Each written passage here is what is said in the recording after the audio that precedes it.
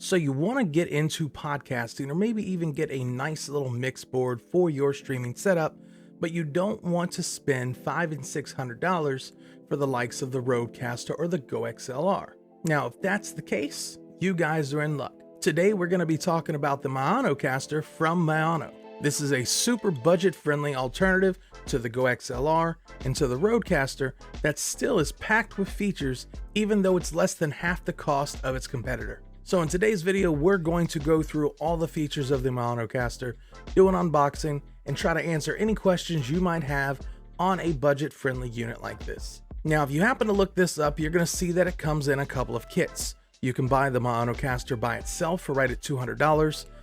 You can get the Maonocaster with a Maono XLR microphone, which is what we're using right here. This is the Maono microphone that I'm talking into right now. And then there's also a set that comes with these two items plus some headphones. Now, I'm not going to go into detailed review on the microphone. You can find some videos about this mic already on YouTube, but the star of the show today is the Maonocaster. Now, if you're someone like me who dabbles in live streaming, dabbles in podcasting, you want to upgrade your audio without spending a ton of money just to kind of see if it's worth it for your use case, this is essentially where this product is going to be priced at. You're going to get two XLR connections for mic inputs. You're going to get some phone inputs, auxiliary inputs. There's going to be digital effects that you can apply directly onto the unit itself to your audio just to try and make it sound better. You're going to have two inputs for monitoring, and they've managed doing all this while keeping it in a small package that's portable and runs off of a battery. So essentially you can take this unit anywhere you want. You could sit down at a public park, do a podcast, pretty much anywhere, and not have to worry about plugging into power, as the battery recharges off your computer when it's plugged in, and then when you're on the go, you have enough battery to get you a few hours of use on this unit with your microphone. Now, for my use case purpose, it's always going to be plugged into the computer. So I'm not going to really need the battery, but it's nice to know that if I ever want to pick this up and take it somewhere, I do have that option. One other feature I would like to see in maybe a future version of this is the ability to record directly into the unit.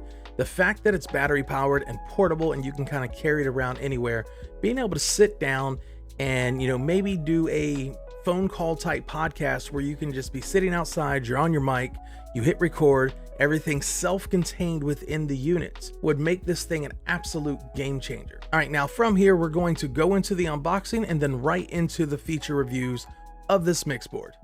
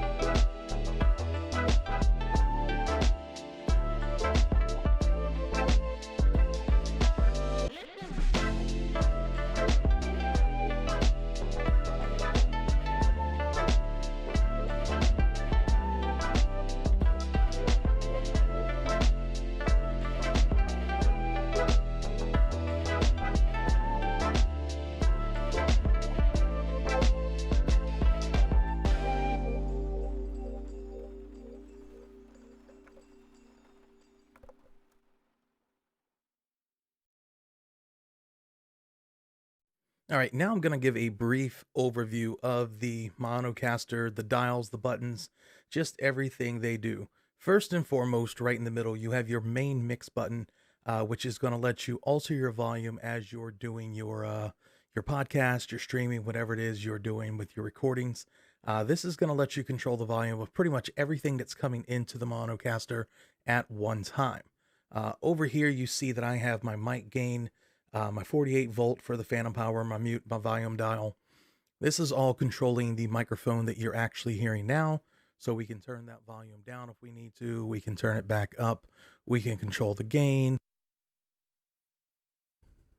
And pretty much everything is going to be mimicked over into the second microphone column, which I currently don't have a mic hooked up into.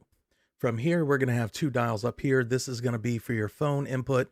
And essentially what this is for is if you have a cell phone run into the back of this, you can do recordings of virtual phone calls. So if you have someone call into your podcast, you're going to be able to record yourself.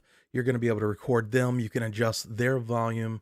You can mute them if you need to, pretty much anything phone related. And then you've got an auxiliary input just for inputting anything else into the unit, music, anything that you want to put through. Now, this could be used for a secondary phone if you want to have multiple phone calls coming in or something of that nature. Now, down here below it, we've got the monitor. Now, this is going to control the volume of the headphones that you have plugged in here. That way you can hear everything going on. You've got your pitch controls. So if we start messing with this, you can see now that the pitch went lower. You can make the pitch go down even lower. Or you can put it up to something like this, and you're going to get some really high pitch, which could make some pretty good sound effects depending on how you want to use it. Now, your effect button here, this essentially is going to control the emphasis of the effect from your mode key up here. So currently I have it in studio mode, and if I cut it all the way down, it's pretty much going to take whatever compression effects or whatever are built into the Maonocaster. There really isn't a lot of information in terms of what sound effects are actually being processed through this. However, this will change it. You can hear some sound differences as you go up and down. I essentially usually leave it right in the middle. And if you go over to something like, let's say KTV, you're going to hear the echo in my voice now. And if I cut it all the way down, it's going to be very similar to what it was a few moments ago on studio. But if we cut it all the way up, that echo is going to increase drastically. So again, for most of these, I leave it directly in the middle. I haven't really messed with too many of the other modes. For the stuff that I use this for, I don't generally need anything beyond studio. But with some of these other ones, you've got your church mode, which is supposed to give you more of an echo style, like if you're in a church. You've got hall, so that you can sound more like you're in a hall. Valley, and then you've got room, which I guess is supposed to mimic more of like a room with a slight echo or something of that nature. Again, studio is what I have it on right now. This is what I just went back to. As you can see here, you've got your mic inputs and your mix inputs. That way you can see what your volume levels are up to, whether or not you're peaking. Typically, as long as you're in the green, you're good in terms of volume. Up here, you will notice it says Electron, but it's essentially a built-in auto-tune. So once you go into this feature here, or this mode, I should say, it's going to add a live auto-tune to your voice. You can essentially go through all the different keys.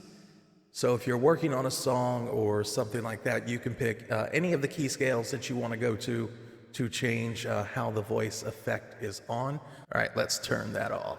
All right, now down here, you're going to have some predefined effects in terms of like voiceover effects, changing your voice. This is going to be kind of like what the pitch did, but it's going to be more automatic. So we can go to female, and it's going to supposedly make you sound like a female, but it's more like a high-pitched robot.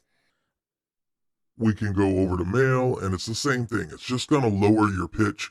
You're going to sound more just like a very low-pitched robot.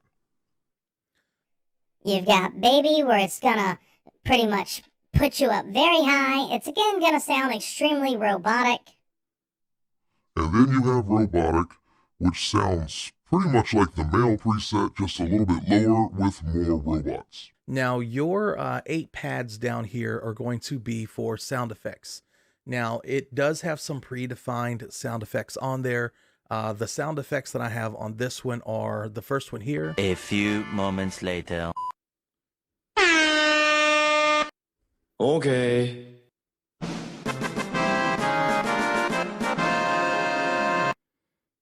Now, this one, and this one are currently not programmed. Now, the very last one for beeping out cuss words, or making a joke as if you're beeping out cuss words.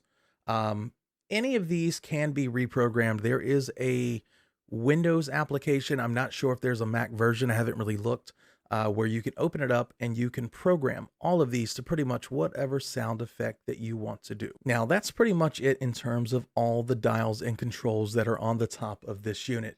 On the back, you're going to have some of your plugins for your auxiliary, your mics, things of that nature, your USB Type-C for running it over to the computer. But one of the more important items that are on the back of this is the denoise, and that's what I currently have on. Once it's selected, it pretty much cuts out all the background noise behind you. I haven't really noticed that it degrades my voice at all. If we cut this off, let's cut it off for a minute. You can immediately hear the sound difference. You can hear my voice, you can hear the fans in the background, you can hear my computer. We're going to go back and turn this back on now, and then everything in the background goes back quiet like it should. All right, guys, welcome back. That was the unboxing and overview of all the features for this mixer. Now, at $200, I think Maono has an absolute winner with this unit. This is something I would absolutely recommend for someone wanting to start out in podcasting, in YouTubing. They don't want to dump a ton of money into something like a Go XLR or a Rodecaster. Getting something like this in the $200 range, or if you get the package that comes with this mic that you've been hearing the entire video, that still sets you at about $260, and it gives you pretty much a complete package. You have your XLR cables, you're going to have your microphone. It does come with a little stand that the mic goes on. It's not this one here, it's a set top stand. I moved it over to my boom arm, and pretty much any cable that you want is going to come with this unit to get you up and going. For anyone looking to purchase one of these units, I will be putting the link down in the description below. I'm also going to put a link directly to Maono. That way you can get some of the specs for nerds, as I like to call it. I try not to go into too much detail with a lot of those little specs that I honestly don't really understand. And for you guys who do understand them and want to see what they are, they're going to be on Maono's website, so the link's going to be in the bottom. Also, if you like this video, please don't forget to give it a thumbs up, as it helps the video greatly, as well as the channel. If you want to see more content like this, please consider subscribing to the channel and hitting that notification icon. That way you get alerts anytime I put out a new camera gear or tech gear related video. If you guys have any other questions about the Maonocaster, please feel free to post down in the comments section, and I will answer every single one of them that I can. And with that being said, until next time.